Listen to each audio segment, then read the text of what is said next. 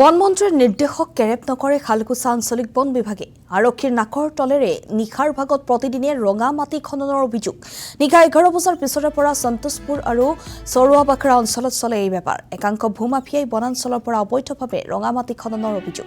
অবৈধ খননৰ আৰত আব্দুল্লাহ নামৰ এজন জড়িত থকাৰ অভিযোগ বিষয়টোক লৈ হৰব হৈছে আছু আক্ৰাছু ডাম্পাৰ জব্দ নকৰিলে থানা ঘেৰাওৰ হুংকাৰ সংগঠন দুটাৰ বনমন্ত্ৰী নিৰ্দেশক কেৰেপ নকৰে খালকুছা আঞ্চলিক বন বিভাগে আৰক্ষীৰ নাকৰ তলেৰেই নিশাৰ ভাগত প্ৰতিদিনে ৰঙা মাটি খননৰ অভিযোগ উত্থাপন হৈছে আৰু প্ৰতিদিনে নিশা হলেই ৰঙা মাটি খনন কাৰ্য চলাই নিশা 11 বজাৰ পিছৰে পৰা সন্তোষপুৰ আৰু চৰুৱাবাখৰা অঞ্চলত চলে এই বেপাৰ একাংশ ভূমাফিয়াই বনাঞ্চলৰ পৰা অবৈধভাৱে ৰঙা মাটি খননৰ অভিযোগ উত্থাপন হৈছে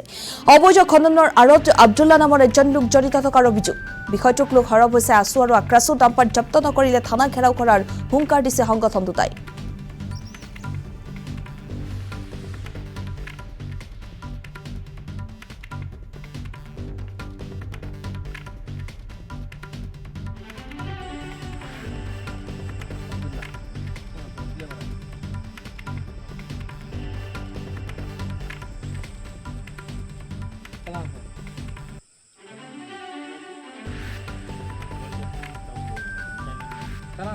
আমি বহুত দিনৰ পৰা লক্ষ্য কৰি আছো যে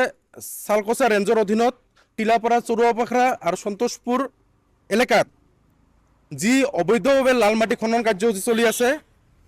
আৰু আমাৰ বন্ধুসকলে ফোনযোগে সালকোছা ৰেঞ্জৰ বিষয়ববীয়াসকলক জনায় কিন্তু ঘটনাস্থলীত উপস্থিত হ'বলৈ তেওঁলোকৰ আধা ঘণ্টা লাগে আমি বুজিবলৈ পোৱা নাই যে আচলতে তাতে কি চলি আছে সেই সালকোছা ৰেঞ্জৰ পৰা যি জাগাডোখৰত লাল মাটি খনন চলি আছে তাৰ পৰা মাত্ৰ 1 কিলোমিটাৰ নিশ্চয় তেওঁলোকৰ কিবা গোপন মিত্ৰলি আছে তাৰ কাৰণে এই বন বিভাগসকলৰ আধা ঘণ্টা লাগে আৰু আমি যিসমূহ ড্ৰাইভাৰ এটা ডাম্পাৰ চলাই আমি শুনিবলৈ পাইছোঁ যে এই আব্দুল নামৰ ব্যক্তিজন এই লাল মাটি খননত জড়িত আছে আমি বুজিব পৰা নাই যে সালকোছা ৰেঞ্জৰ যিসকল বন বিষয়া আছে তাতে অফিচত শুই থাকে নেকি কিয় এই লাল মাটি খনন বন্ধ কৰিব নাই যি সময়ত বন মন্ত্ৰীয়ে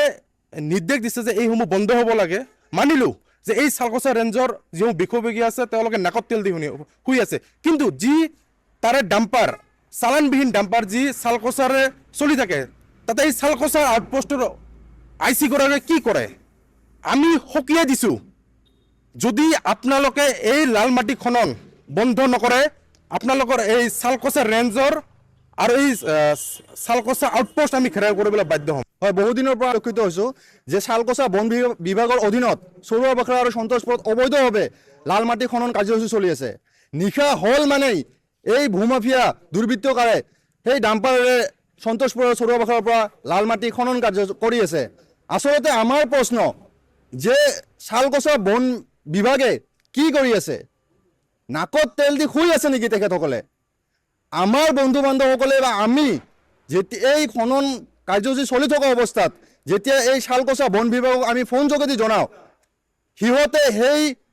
বন বিভাগৰ পৰা সেই ঠাইডোখৰত যাওঁতে তেওঁলোকৰ আধা ঘণ্টা সময় লাগে আচলতে সেই ঠাইডোখৰৰ পৰা সালকোছা বন বিভাগ কাৰ্যালয় 1 কিলোমিটাৰহে দূৰত্ব কিয় এখেতসকলৰ আধা ঘণ্টা সময় লাগে আমি এই ডাম্পাৰবিলাক চলোৱা ড্ৰাইভাৰবিলাকৰ পৰা আমি জানিবলৈ পাইছোঁ যে এই ডাম্পাৰবিলাক আৰু এই খনন কাৰ্যসূচী আব্দুল নামৰ এজন ভূমাফিয়াৰ অধীনত চলি আছে আচলতে সালকোছা বন বিভাগ আৰু এই আব্দুলৰ মাজত কিবা বুজাবুজি আছে নেকি এই আমাৰ সন্দেহ হৈছে